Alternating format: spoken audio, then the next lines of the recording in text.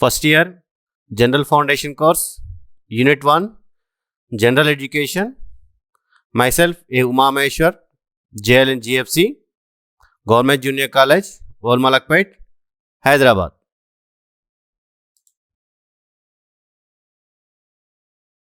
Topic drug abuse, మాదక ద్రవ్యాలు. ఈరోజు మనము మాదక ద్రవ్యాలు అనగానేమి, మాదక ద్రవ్యాల రకాలు, దానివల్ల దుష్ఫలితాలు గురించి మనం తెలుసుకుందాం.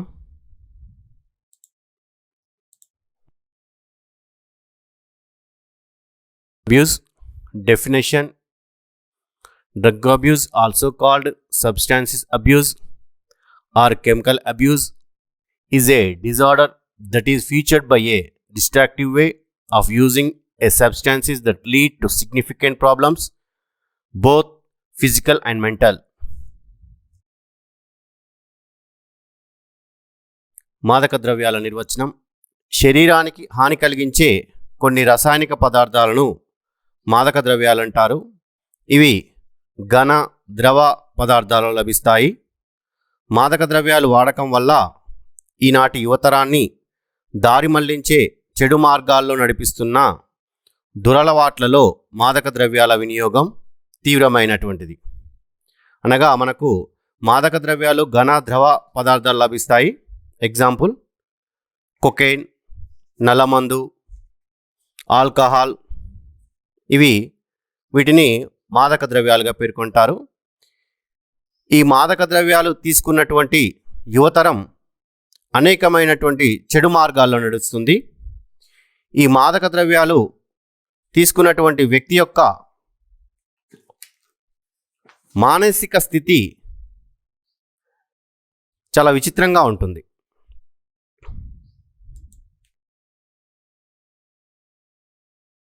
Effects of drug abuse.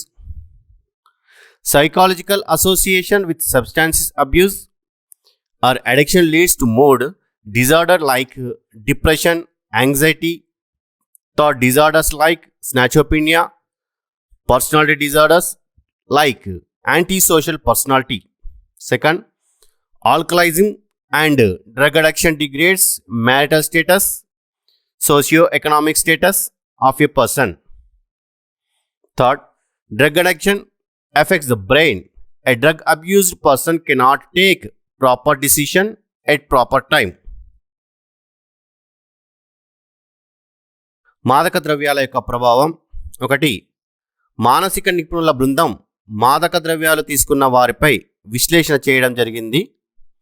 మాదక ద్రవ్యాలు సేవించడం వల్ల మానసిక ఒత్తిడి పెరిగి విసుగు చెందడం, ఉద్రేకపడడం లాంటి లక్షణాలు ఎక్కువగా ఉంటాయి. దీనివల్ల మెదడుపై ప్రభావం పడుతుంది. 2. మద్యపానం మరియు మాదక ద్రవ్యాల వ్యసనం ఉన్న వారిపై వైవాహిక స్థితిని, ఒక వ్యక్తి యొక్క సామాజిక ఆర్థిక స్థితిని దిగజారుస్తుంది. 3. మాదక ద్రవ్య వ్యసనం మెదడును ప్రభావితం చేస్తుంది. మాదక ద్రవ్యాల దుర్వినియోగానికి గురైన వ్యక్తి సరైన సమయంలో సరైన నిర్ణయాలు తీసుకోలేరు. అనగా ఒక బృందం, మానసిక నిపుణుల బృందం ఈ మాదక ద్రవ్యాలు తీసుకున్నటువంటి వారిపై విశ్లేషణ చేయడం జరిగింది. మాదక ద్రవ్యాలు తీసుకున్నటువంటి వ్యక్తి ఎక్కువగా విసుగు చెందడం, కోపంగా ఉండడం లాంటి లక్షణాలు ఎక్కువగా కనిపిస్తాయని చెప్పేసి మానసిక నిపుణుల బృందం పేర్కొనడం జరిగింది. అదేవిధంగా ఈ మాదక ద్రవ్యాల వ్యసనానికి గురైనటువంటి వ్యక్తి వైవాహిక జీవితానికి మరియు సామాజిక ఆర్థిక స్థితిని దిగజారుస్తుంది.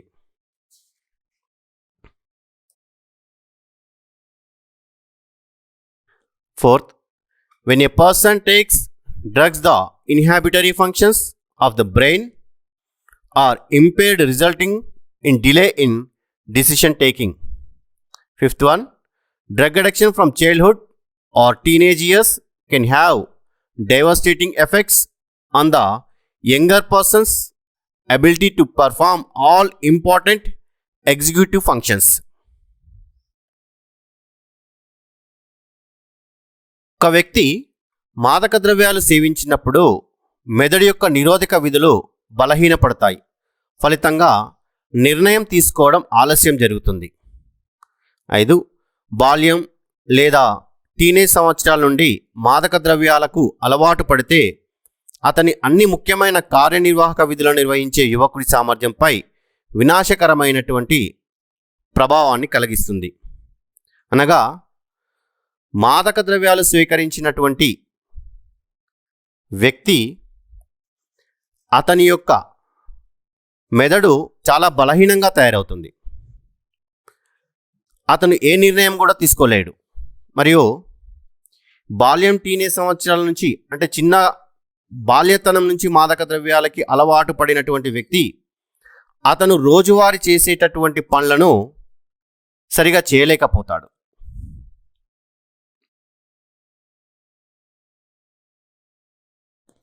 Psychological intoxication with or withdrawal from a substance causes abnormal behavior of a person. Marked sleepiness, slowed breathing, rapid heart beating, suicidal thoughts are some of the consequences of drug addiction. మానసికంగా ఒక మత్తు పదార్థంతో అలవాటు పడినటువంటి వ్యక్తి అతని యొక్క ప్రవర్తన విచిత్రంగా ఉంటుంది. నిద్ర ఎక్కువగా పోవడం, నెమ్మదిగా శ్వాస తీసుకోవడం, వేగంగా గుండె కొట్టుకోవడం, ఆత్మహత్య అనే ఆలోచనలు రావడం సహజంగా జరుగుతుంది.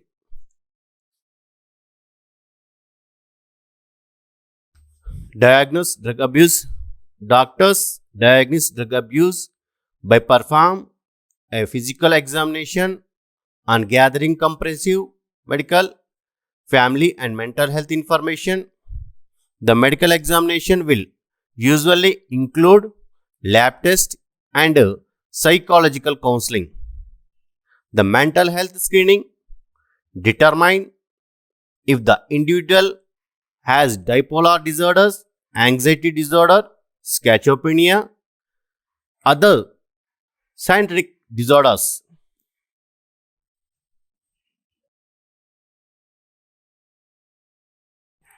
మాదక ద్రవ్యాల దుర్వినియోగానికి నిర్ధారించడం, తగ్గించడం. వైద్య కుటుంబం మరియు మానసిక ఆరోగ్య సమాచారాన్ని సేకరించి ఆరోగ్య కేంద్రం వారు ఈ మాదక ద్రవ్యాల డిజాస్టర్ను నిర్ధారించుకొని తగిన చర్యలు తీసుకుంటారు. అనగా ఈ వైద్య కుటుంబం సంబంధించినటువంటి ఆరోగ్య సంస్థ ఈ యొక్క మాదక ద్రవ్యాలు సేకరించినటువంటి వ్యక్తులను నిర్ధారించుకొని వైద్య పరీక్షలో సాధారణంగా ల్యాబ్ టెస్ట్ మరియు సైకాలజికల్ కౌన్సిలింగ్ ద్వారా అతను మాదక ద్రవ్యాలు సేకరించాడా లేదా అన్న విషయాన్ని తెలుసుకుంటారు. వ్యక్తికి బైపోలార్ డిజాస్టర్, ఆందోళన రుగ్మత, స్కాచోపీనియా, ఇతర మానసిక రుగ్మతలు ఉన్నాయా అని మానసిక ఆరోగ్య పరీక్షలు నిర్ణయిస్తాయి.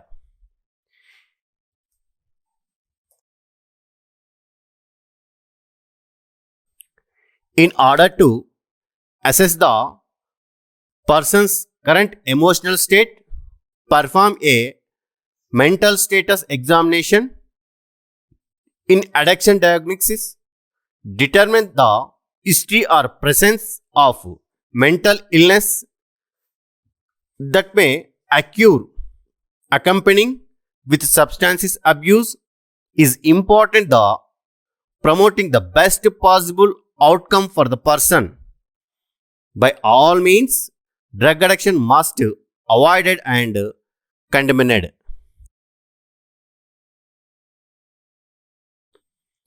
ప్రస్తుత మానసిక స్థితిని అంచనా వేయడానికి మానసిక స్థితి పరీక్ష చేయాలి. అదనంగా రోగ నిర్ధారణ వ్యక్తికి సాధ్యమైనంత ఉత్తమమైన ఫలితాన్ని ప్రోత్సహించడంలో మాదక ద్రవ్య దుర్వినియోగంతో పాటు సంభవించే మానసిక అనారోగ్యం యొక్క చరిత్ర లేదా ఉనికిని నిర్ణయించడం చాలా ముఖ్యం. అనగా ఒక వ్యక్తి మాదక ద్రవ్యాలకు అలవాటు పడిన అని నిర్ధారించుకున్న తరువాత దానిలో నుంచి బయటపడడానికి ఈ యొక్క సంస్థ వారు మాదక ద్రవ్యాలు సేకరించడం వల్ల జరిగేటటువంటి నష్టాన్ని, దానివల్ల జరిగేటటువంటి దుష్ఫలితాలని ఆ వ్యక్తికి వివరించడం ద్వారా ఆ యొక్క బలహీనత నుంచి బయటికి రావడానికి అవకాశం ఉంటుంది. ఏమైనా ట్రీట్మెంట్ అవసరమైతే చేసి సాధ్యమైనంత వరకు ఆ వ్యక్తిని ఆ స్థితి నుంచి బయటికి తీసుకురావాలి. Next topic public health and Swachh Bharat. ప్రజారోగ్యం మరియు స్వచ్ఛ భారత్ ఈ అంశాల గురించి ఇప్పుడు తెలుసుకుందాం.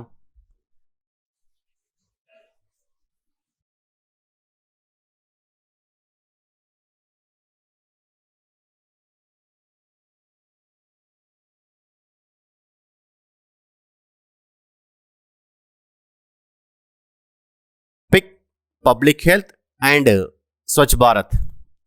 Definition of public health.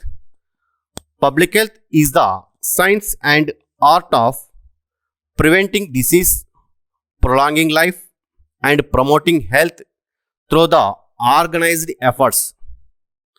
Public health is a state of complete physical, mental, and social well-being, and not merely the absence of disease or infirmity.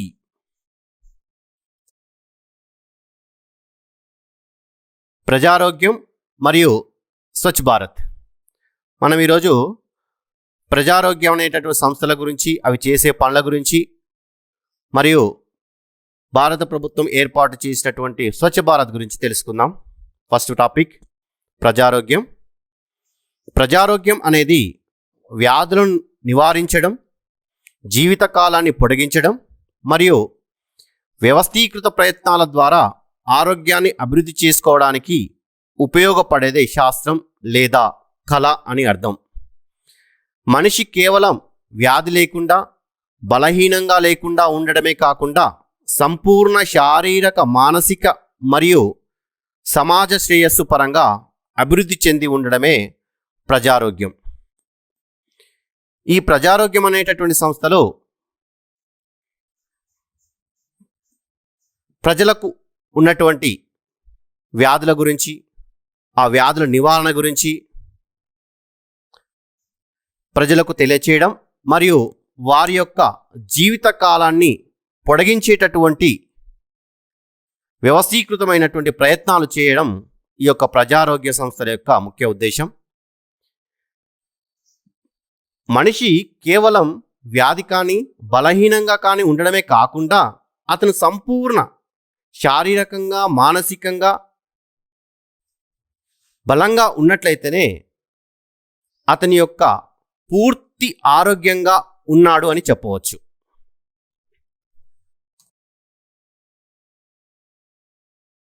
Objectives of public health. 1. The focus of public health intervention is to prevent and manage disease, injuries, and other health conditions through close observation of cases and the promotion of health behaviors, communities, and environments.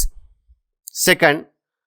Public health communication programs, vaccination programs, and distribution of medicine and example of common public health measures. ప్రజారోగ్యం యొక్క లక్షణాలు.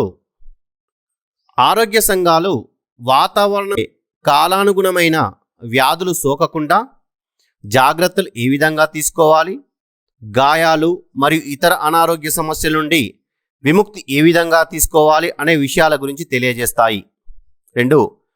Public health communication కార్యక్రమాలు, టీకాలు వేసే కార్యక్రమాలు, ఔషధాల పంపిణీ, ఈ విధమైన పనులను ఆరోగ్య సంఘాలు చేపడతాయి.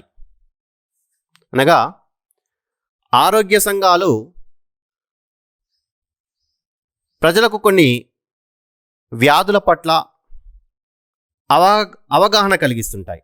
అనగా మనకు సీజనల్గా కాలానుగుణమైనటువంటి వచ్చేటటువంటి వ్యాధులు అనగా టైఫాయిడ్, మలేరియా, డెంగ్యూ ఈ విధమైనటువంటి వచ్చేటటువంటి వ్యాధుల గురించి ప్రజలకు అవగాహన కలిగించి వాటి నుంచి ఏ విధంగా విముక్తి కలగాలి అనగా ఔషధాల పంపిణీ, టీకాల పంపిణీ, వీటి ద్వారా ఏర్పడేటటువంటి లాభాలను ప్రజా సంఘాలు ఈ యొక్క ప్రజలకు తెలియచేయడం జరుగుతుంది.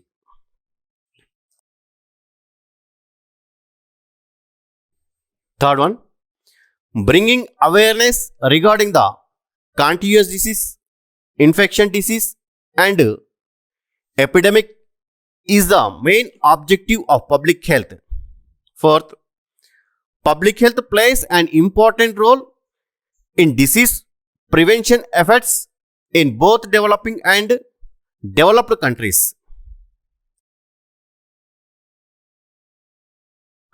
అంటువ్యాధుల పట్ల అవగాహన, ఒకరి నుండి ఒకరికి వ్యాధులు ఎలా వస్తాయి, వాటి నివారణ చర్యల గురించి ఈ సంఘాలు ప్రజలకు అవగాహన కలిగిస్తాయి. 4, అభివృద్ధి చెందుతున్న మరియు అభివృద్ధి చెందిన దేశాల్లో వ్యాధి నిర్ధారణ ప్రయత్నాల్లో ప్రజారోగ్యం ముఖ్య పాత్ర పోషిస్తుంది. అంటువ్యాధులు ఏ విధంగా ఒకరి నుంచి ఒకరికి సంక్రమిస్తాయి, వాటి యొక్క నివారణ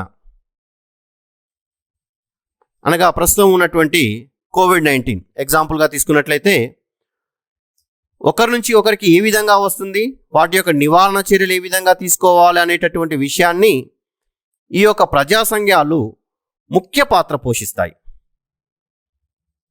అదేవిధంగా అభివృద్ధి చెందిన, అభివృద్ధి చెందుతున్న అనగా అమెరికా, ఆస్ట్రేలియా అభివృద్ధి చెందినటువంటి దేశాలు, భారతదేశం అభివృద్ధి చెందుతున్నటువంటి దేశాలు, వీటిలో ఈ యొక్క వ్యాధుల గురించి ప్రజలకు అవగాహన కలిగించడంలో ఈ యొక్క ప్రజారోగ్యాల సంస్థ యొక్క ముఖ్య పాత్ర పోషిస్తాయి.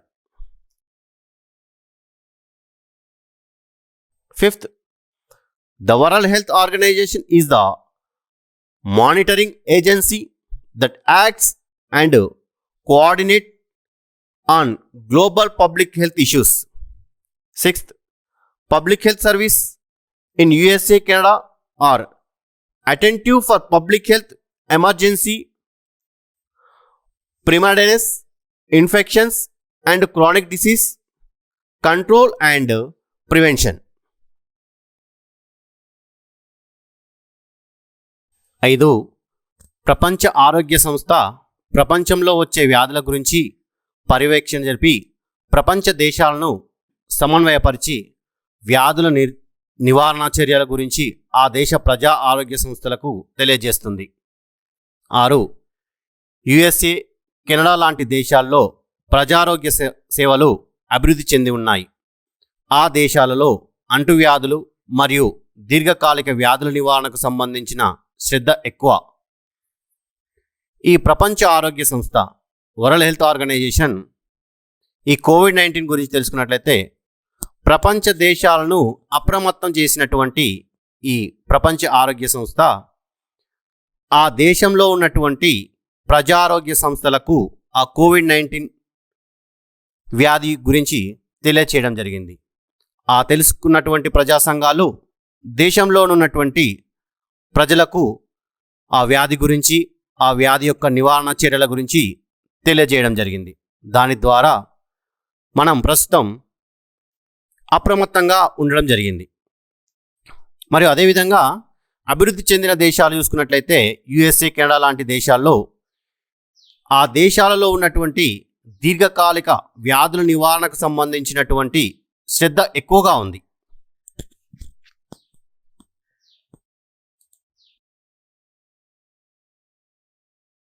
7th one, public health system in India is managed by the Minister of Health and Family Welfare with state-owned healthcare facilities.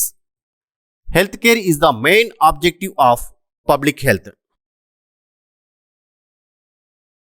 దేశంలో ప్రజారోగ్య వ్యవస్థను ఆరోగ్య కుటుంబ సంక్షేమ శాఖ ప్రభుత్వ యాజమాన్యంతో ప్రజలకు కావలసిన వైద్య సదుపాయాలను కల్పిస్తుంది.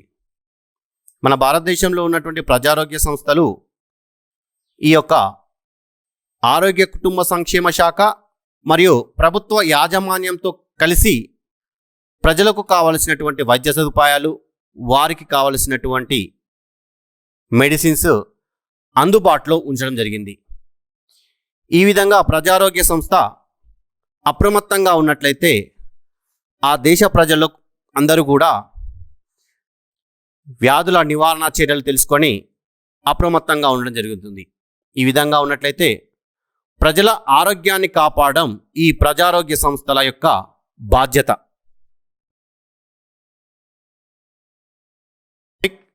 Swachh Bharat.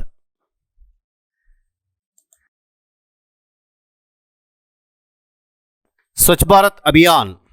Swachh Bharat Abhiyan is a national cleanliness campaign established by the Government of India. This campaign is covering 4,041 statutory towns in order the clean roads, streets and infrastructure of the in India. It is a mass government has done to create Clean India by 2019. The mission was launched on 22nd October 2014, 145 birth anniversary of Bapu. The mission has been implemented to cover all the rural and urban areas of the drinking water and sanitation accordingly. Abhiyan ఇది భారత ప్రభుత్వంచే ప్రారంభించిన జాతీయ పరిశుభ్రత ప్రచార కార్యక్రమం. ఈ కార్యక్రమం దేశవ్యాప్తంగా 4041 పట్టణాలలో రోడ్లు, వీధులు పరిశుభ్రపరచడానికి ఉద్దేశించిన కార్యక్రమం.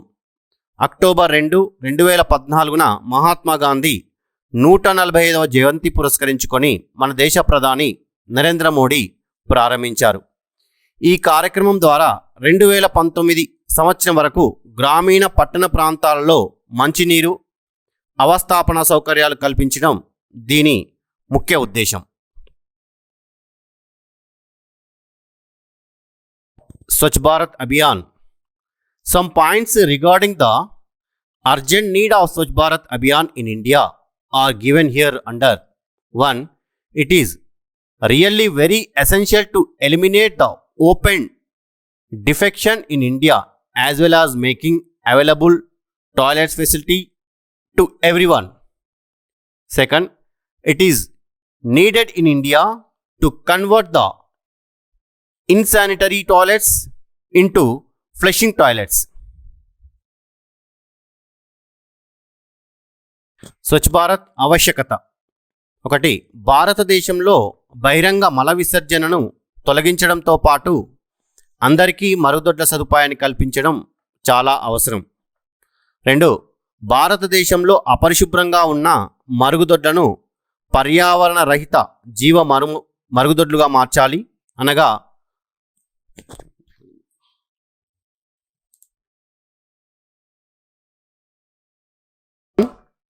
it is necessary in order to eradicate the manual scavenging system.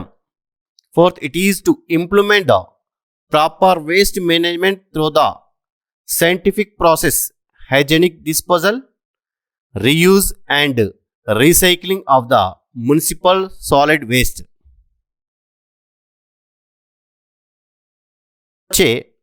శుద్ధి చేయబడే పద్ధతులను నిర్మించవలసిన అవసరం ఉంది.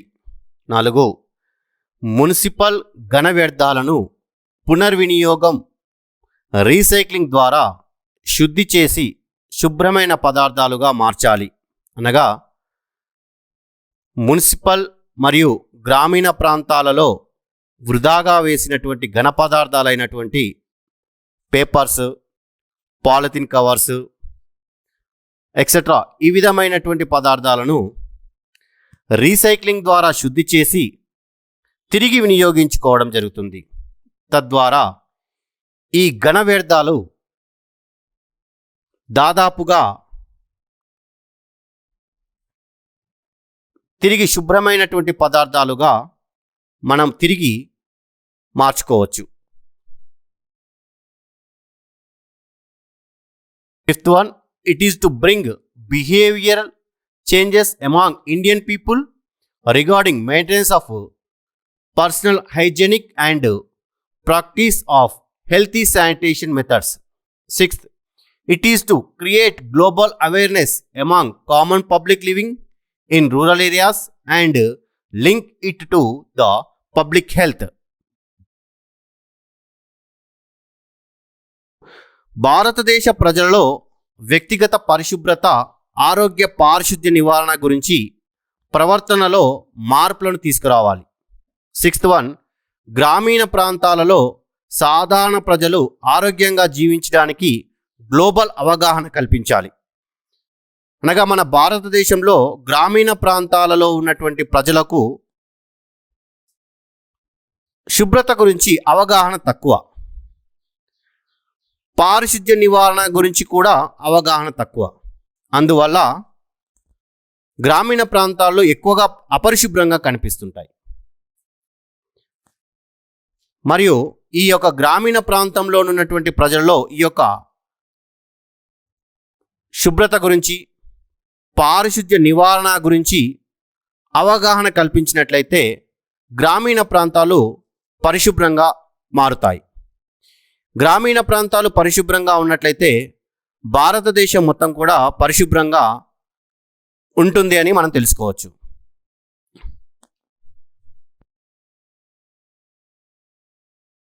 ప్రజారోగ్యం మరియు స్వచ్ఛ భారత్.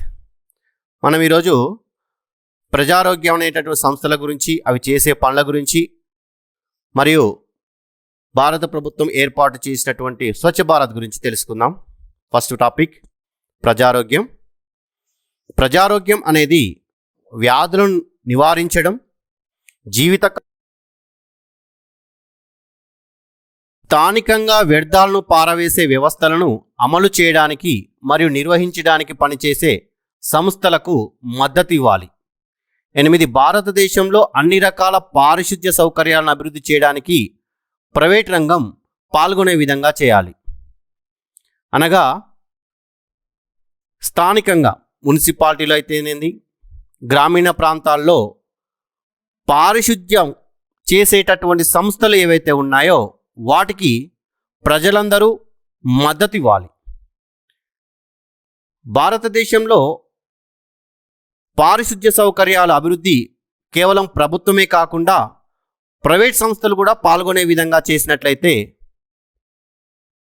ఎక్కువగా అనగా తొందరగా అపరిశుభ్రమైనటువంటి ప్రదేశాలు శుభ్రమైనటువంటి ప్రదేశాలుగా మారడానికి అవకాశం ఉంది. తద్వారా భారతదేశాన్ని క్లీన్ అండ్ గ్రీన్గా చేయవచ్చు. It is necessary to improve the quality of life of people, especially in rural areas. 11th, it is to bring sustainable sanitation practice by motivating communities and Panchayat Raj institutions through the awareness programs like health education. 12th, it is also bring the dream of Bapu to real come true. గ్రామీణ ప్రాంతాల్లో నివసించే ప్రజల జీవన ప్రమాణ స్థాయిని పెంచాలి. 11, ఆరోగ్యంపై అవగాహన వంటి కార్యక్రమాలు కమ్యూనిటీ మరియు పంచాయతీరాజ్ సంస్థలు అవగాహన కల్పించేవిగా ఉండాలి. ఈ సంస్థలు ప్రజలకు పారిశుద్ధ్యం పట్ల అవగాహన కల్పించాలి. అనగా మున్సిపాలిటీల్లో కమ్యూనిటీలు, గ్రామాల్లో గ్రామ పంచాయతీ సంస్థలు ప్రజలను ఈ పారిశుద్ధ్యం పట్ల అవగాహన పెంచే విధంగా ఉండాలి. ప్రజలలో పారిశుద్ధ్యం అవగాహన పెరిగినట్లయితే వ్యక్తిగతంగా మరియు అతని చుట్టూ ఉన్నటువంటి ప్రదేశాల్లో పరిశుభ్రంగా ఉండే విధంగా చూసుకోవడం వల్ల అతని యొక్క జీవన ప్రమాణ స్థాయి పెరుగుతుంది. తద్వారా మహాత్మా గాంధీ కన్న కలలు నిజం చేయగలము. Questions, short questions, 2 marks questions. First one, what is mean by drug abuse? మాదక ద్రవ్యాల దుర్వినియోగం అంటే ఏమిటి? Second, what is public health? ప్రజారోగ్యం అంటే ఏంటి? Third one, what is mean by Swachh Bharat Abhiyan? Swachh Bharat Abhiyan అంటే ఏమిటి? Long questions, 6 marks. First one, explain the effects of drug abuse. మాదక ద్రవ్యాల ప్రభావాలను వివరించండి. Second one, explain the objectives of public health. ప్రజారోగ్యం యొక్క లక్షణాలు వివరించండి. Third one, write briefly the need of Swachh Bharat. Swachh Bharat ఆవశ్యకతను క్లుప్తంగా రాయండి. Thanking you.